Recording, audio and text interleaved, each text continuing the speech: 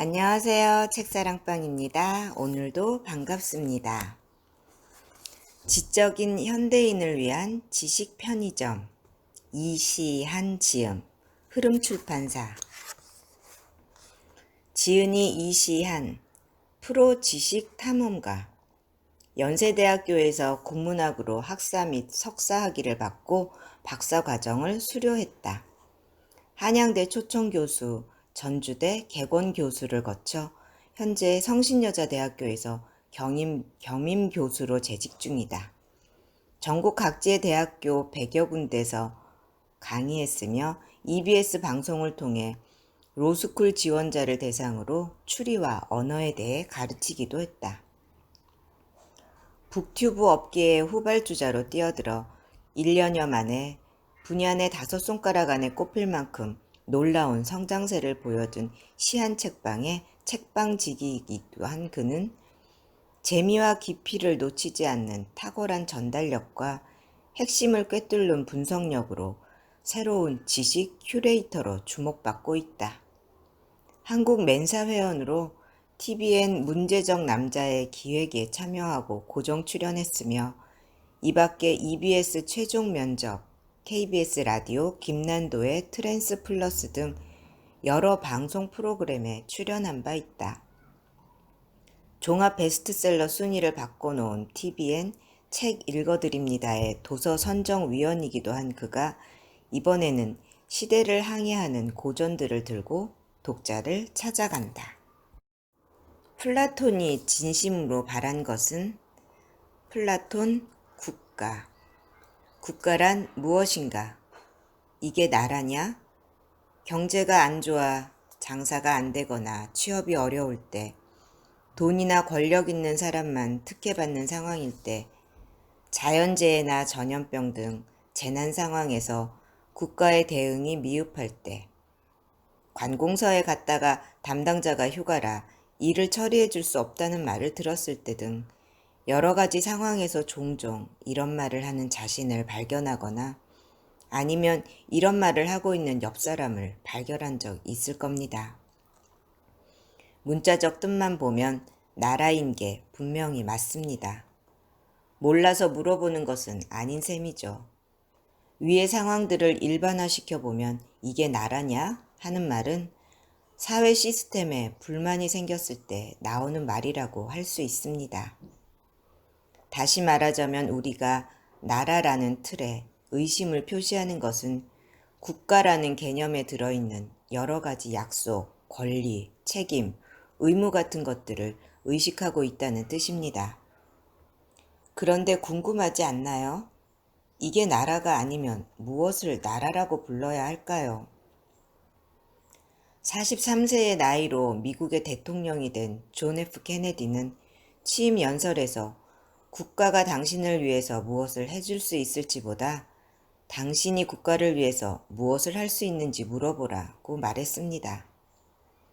국가를 위해 수행해야 하는 의무에 대한 이야기라고 할 수 있지요. 그런데 생각해 보셨나요? 도대체 우리는 국가를 위해서 무엇을 해야 할까요? 이보다 더 중요한 질문이 있습니다. 그러면 국가는 우리에게 어떤 것을 보장해 주어야 할까요? 소크라테스, 플라톤, 아리스토텔레스. 인류는 수렵 채집으로 먹고 살다가 농업혁명을 거쳐 정주사회에 다다르게 되었습니다. 사람들이 한 곳에 머무르며 살다 보니 자연스럽게 집단의 크기는 점점 커졌지요. 씨족이나 부족 개념으로는 그 집단의 크기를 통제할 수 없게 되자 국가가 생겨났습니다. 사실 전 세계적으로 보면 모든 국가의 형성 과정이 동일한 것은 아니어서 국가는 반드시 이러한 단계를 거쳐야 한다는 식으로 일반화할 수 없습니다. 그렇지만 그리스 시대의 도시국가가 근대 시민사회의 모태가 되었다는 데는 이견이 없습니다. 그리스의 도시국가는 제국 같은 큰 규모의 국가가 생겨나기 전 단계라고 볼 수 있는데요. 이 시기를 배경으로 활약한 철학 3인방이 있으니 바로 소크라테스, 플라톤, 아리스토텔레스입니다. 플라톤의 스승은 소크라테스죠. 제자는 아리스토텔레스이고요. 이들의 관계를 고구려 건국에 비교해보면 고구려를 건국한 주몽이 소크라테스고 정복 전쟁을 벌여 영토를 확장한 광개토 대왕이 플라톤이며 확장한 영역을 잘 다스리고 관리해 안정화시킨 장수왕이 아리스토텔레스라고 할 수 있습니다. 철학자의 시초는 만물은 물로 이루어져 있다고 말한 탈레스로 알려져 있지만 오늘날 우리가 철학자 하면 떠올리는 최초의 철학자는 소크라테스일 겁니다. 그리고 개인 차원의 철학을 국가나 사회에 적용해 확장시킨 사람은 바로 플라톤입니다. 플라톤은 아카데미아라는 조직적 학원을 만들어 제자들을 양산했습니다. 겉으로 보이는 행보와 다르게 플라톤은 사실 이상론자에 가까웠어요.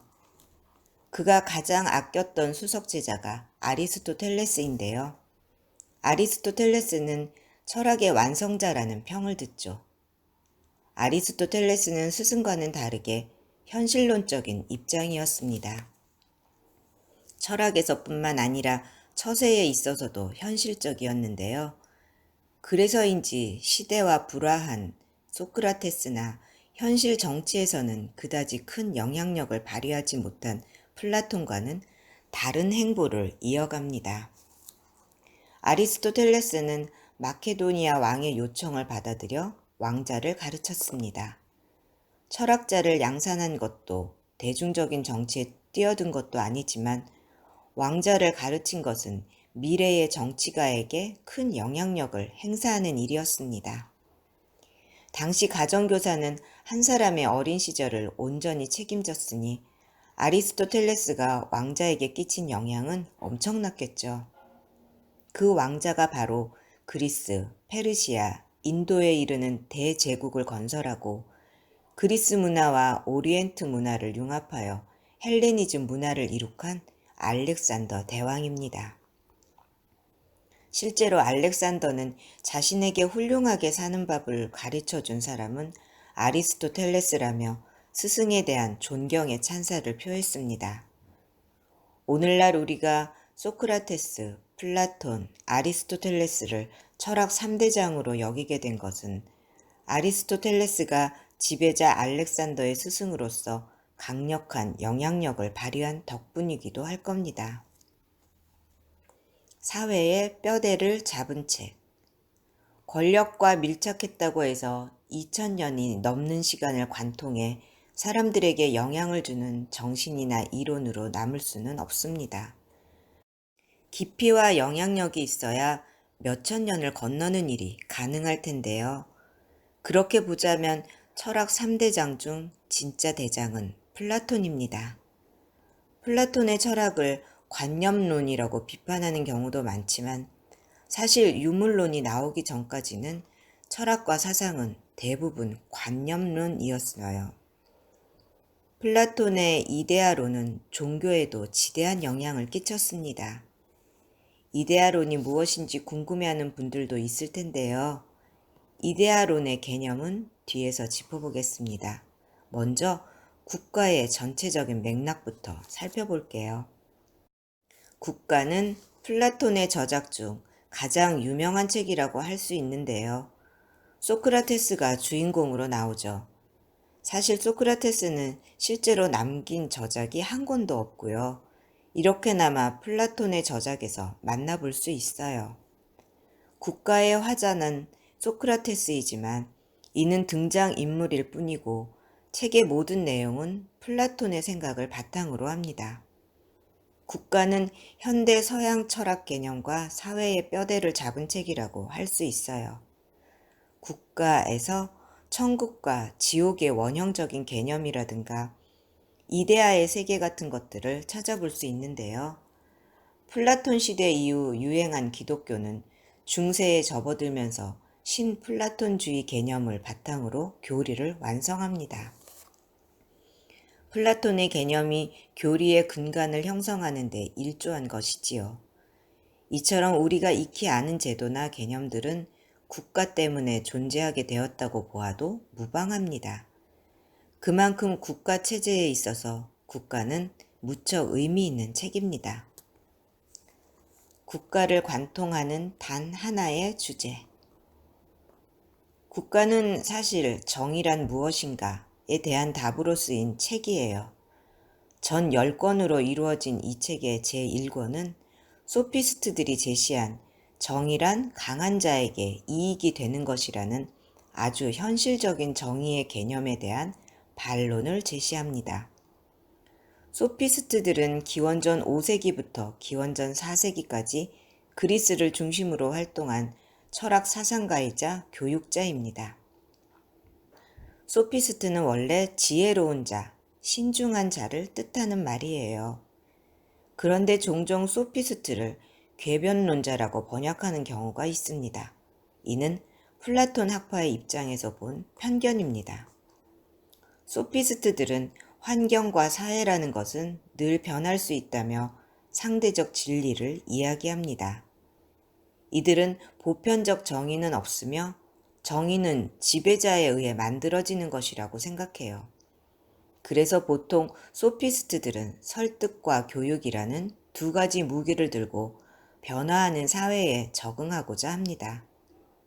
당시 소피스트들은 통치자의 편에 서서 그들의 정당성을 논리적으로 증명해주며 먹고 살았으니 정의를 논함에 있어 아예 통치자가 정의다라고 말한 셈입니다. 이후 이어지는 2권부터 10권까지의 이런 소피스트들의 정의의 개념이 왜 잘못되었는지, 그렇다면 과연 정의란 무엇인지에 대해 이야기합니다. 그런데 왜 이 책의 제목이 정의란 무엇인가가 아니라 국가가 되었을까요? 바로 국가체제를 한 명의 사람에 비유할 수 있다고 보았기 때문입니다. 어떤 사람이 정의로운가 설명하기는 어렵잖아요. 사람은 다 상대적이니까요. 반면 정의로운 국가에 대해서는 충분히 설명할 수 있고 정의로운 국가는 이래야 한다는 절대적인 가치를 말할 수 있습니다. 플라톤은 국가와 사람을 유비적으로 보고서 정의로운 사람은 이럴 것이다를 설명하기 위해 이상적인 국가에 대해 말한 것입니다.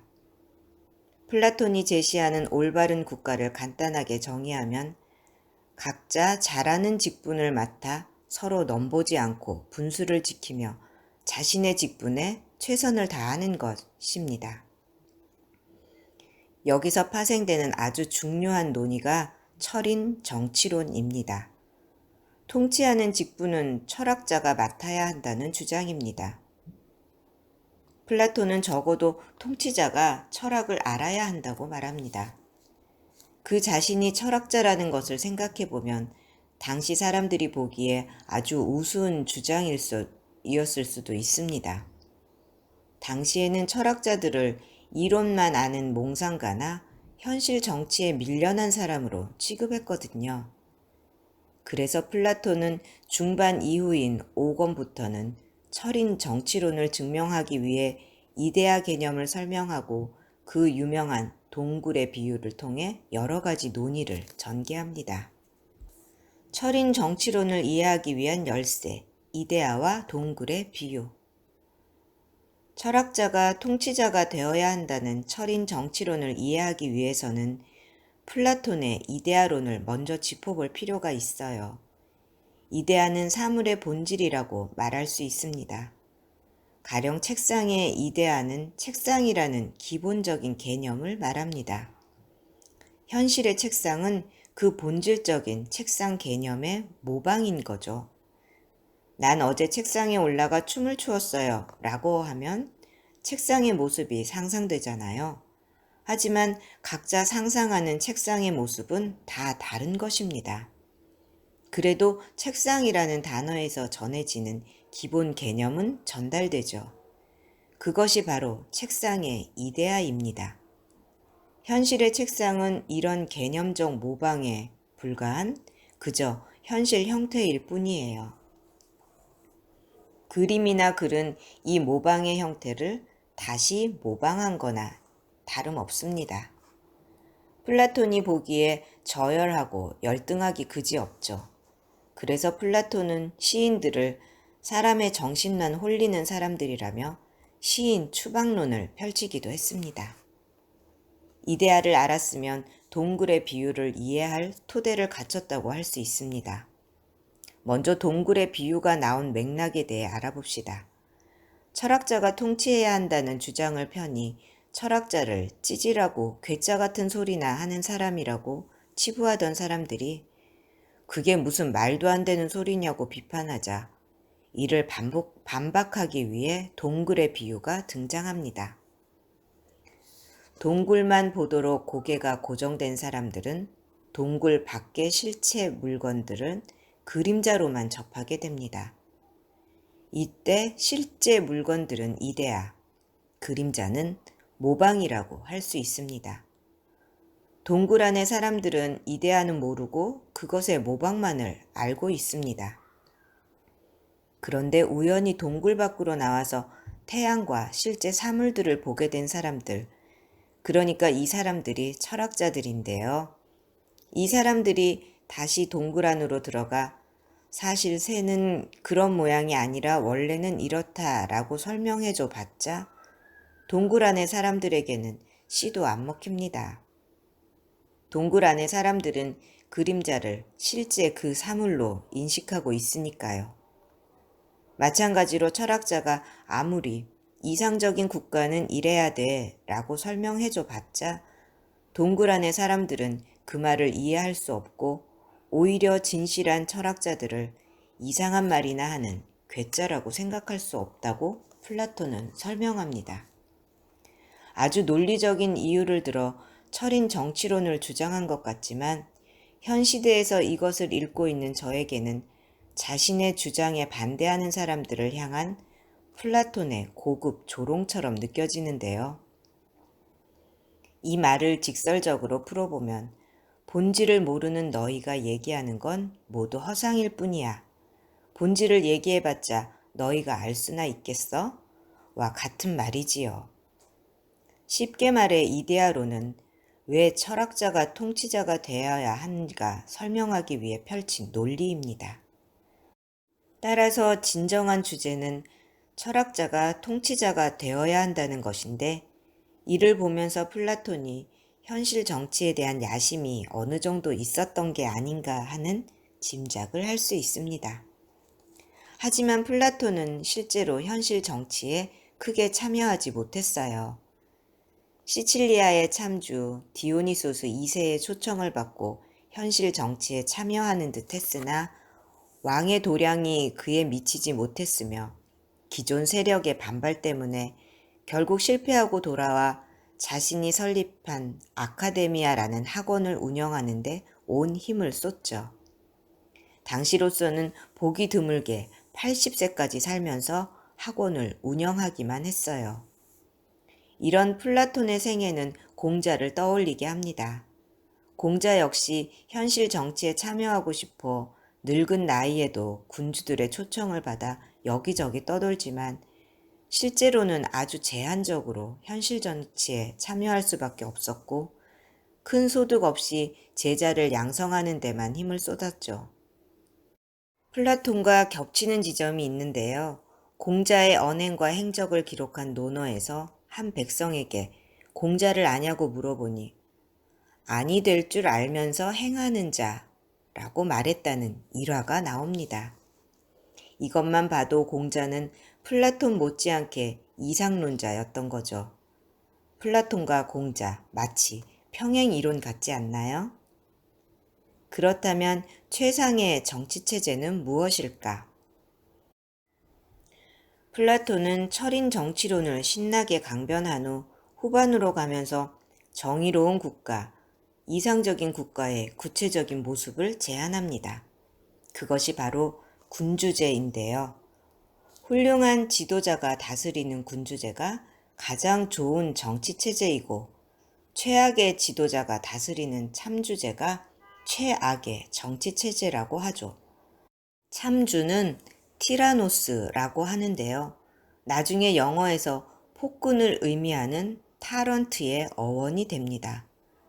공룡 중 가장 무섭고 사나운 공룡인 티라노사우루스의 이름도 바로 여기서 유래되었다고 하죠. 참주는 독재자나 폭군 정도로 이해하면 되겠습니다. 플라톤은 민주주의에 대해서도 아주 박하게 평가했습니다. 플라톤의 저작들의 스승이었던 소크라테스를 주인공으로 하잖아요. 이것으로만 봐도 스승인 소크라테스에 대한 플라톤의 존경심을 알 수 있지요. 그런데 소크라테스가 살던 아테네에선 민주주의 세력과 귀족주의 세력이 힘을 겨뤘습니다. 소크라테스는 귀족주의의 중요한 인물로 여겨졌어요. 민주주의 세력이 강해지자 이들은 소크라테스를 처형하기로 결정합니다. 당연히 플라톤은 소크라테스를 죽인 민주주의 세력에 대한 불신이 상당했습니다. 군중이 어리석다는 의미로 우중이라고 부를 정도로요. 이런 시대적 배경을 살펴보면 플라톤이 왜 민주주의를 좋지 않게 평가했는지 알겠죠. 플라톤은 민주주의 체제가 참주제보다는 그나마 낫지만 그 밖에 다른 어떤 정치 체제에도 미치지 못한다는 평가를 내립니다. 그러니까 군주제가 제일 좋고 그 다음이 귀족이나 대표들에 의해서 다스려지는 과두제, 그리고 민주제, 참주제 순서로 좋은 정치 체제를 나열합니다.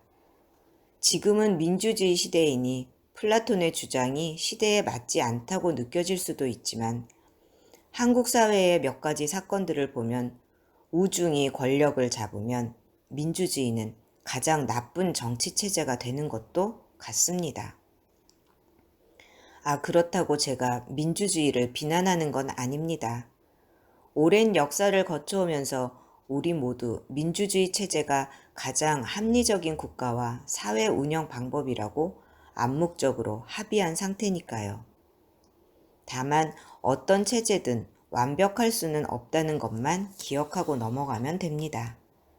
정리해보면 플라톤의 국가에서 이야기하는 정의로운 국가, 그러니까 이상적인 국가는 철학적 소양이 있는 군주 아래에서 개개인이 자신의 직분을 성실하게 수행하는 국가입니다. 나라의 의무는 국민들에게 그런 삶을 보장해 주는 것이며 국민의 의무는 다른 일이나 계급을 넘보지 않고 자신이 맡은 직무를 성실하게 수행하는 것입니다. 비록 제목이 국가이기는 하지만 이 책은 결국 어떤 사람이 정의로운 사람이냐는 의문으로 시작했으니 사람 역시 이렇게 조화가 잘 갖추어진 인간이 정의로운 인간이라는 말로 결론을 낼 수 있습니다.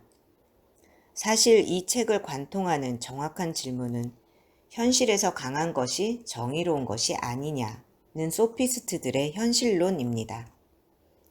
플라톤은 현실론을 반박하기 위해 마지막 10권에서 좀 더 강력한 이야기를 합니다. 오늘날 개념으로 설명하자면 천국과 지옥 같은 것을 언급하면서 정의로운 사람이 나중에 정확히는 사후에 받게 될 보상에 대해 말합니다. 국가가 서양 사회의 줄기가 된 이유. 플라톤의 사상은 서양 사회의 중요한 줄기가 되는데요.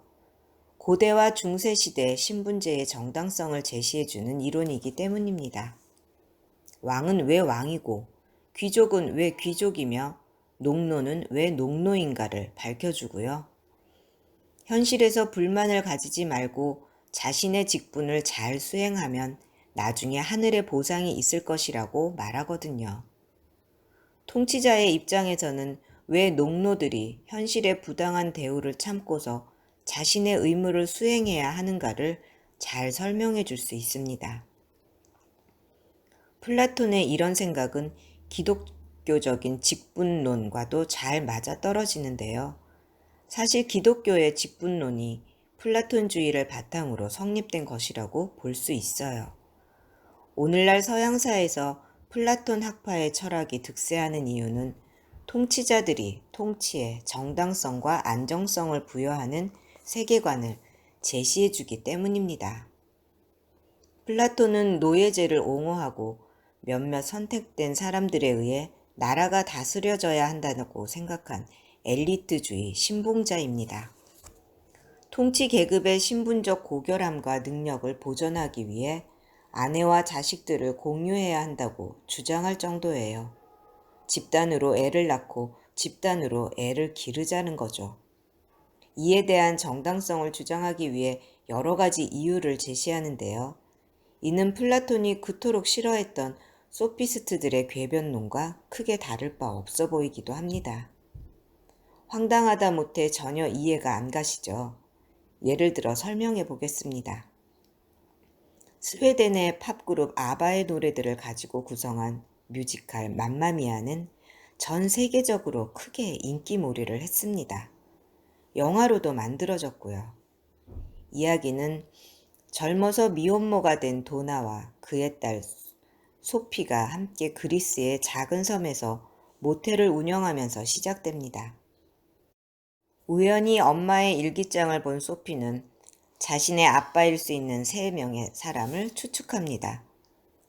자신의 결혼식을 앞두고 아빠를 찾고 싶은 소피는 아빠일 수 있는 3명의 남자에게 초청장을 보내고 이 3명의 남자가 섬에 도착하는데요. 소피는 굳이 아빠를 찾지 않고 그냥 3명의 아빠를 가진 셈 치고 이들과 관계를 유지하기로 결정하죠. 물론 이 3명의 남자도 다 소피를 자신의 친딸처럼 생각하기로 하고요. 플라톤이 말한 아이를 공유한다는 개념을 어느 정도 보여주는 이야기입니다. 이렇게 하면 집단 양육이 가능해지고 이 집단 안에서 신분적 통일성이 유지됩니다. 어느 한 가정의 상황이 우연히 그렇게 된 것이 맘마미아라면 아예 집단 양육을 사회 전체의 시스템으로 제시한 소설이 있습니다. 올더스 헉슬리의 소설 멋진 신세계는 이런 개념을 확장해서 세계관을 만듭니다. 공장에서 아이들을 생산하면서 개별 가족 개념을 없애고요. 처음부터 DNA를 조작해서 신분과 직분에 맞게 능력치와 직업 적성을 가진 아이가 태어나게 합니다. 이로써 완전하게 안정된 세계가 만들어지지요. 계급별로 자신이 할 일이 정해져 있고 자신의 일을 할 때 가장 행복하기 때문에 다른 계급의 일과 특권을 넘보는 일이 생기지 않습니다. 신분제에 대한 강력한 비전을 제시하는 책, 바로 국가입니다. 오늘날 우리가 국가를 읽어야 하는 이유. 국가에서 나오는 사상들은 그리스 로마 시대 이후 근대가 되기 전까지 서양 사회를 지배하는 가장 강력한 이론적 기반이 됩니다. 로마가 기독교를 공인한 이래 서양 사회는 기독교적 세계관이 지배하는 사회, 그러니까 신의 말씀만이 의미 있는 세계를 구축하거든요. 신의 말씀을 전달하는 것은 성직자들이었고 교황이었죠. 교황이 인정하는 각국의 왕들이 다스리는 세계가 중세 유럽이었습니다. 강력한 신분제를 기반으로 해서요. 그러므로 국가는 오늘날의 사회를 이해하고 사회의 약속인 제도와 법을 이해하기 위해서, 그러니까 오늘날 사회를 이성적인 눈으로 분석해 보기 위해서 반드시 읽어야 하는 책입니다. 오늘도 들어주셔서 감사합니다. 사랑합니다. 축복합니다. 오늘도 제가 당신을 응원합니다.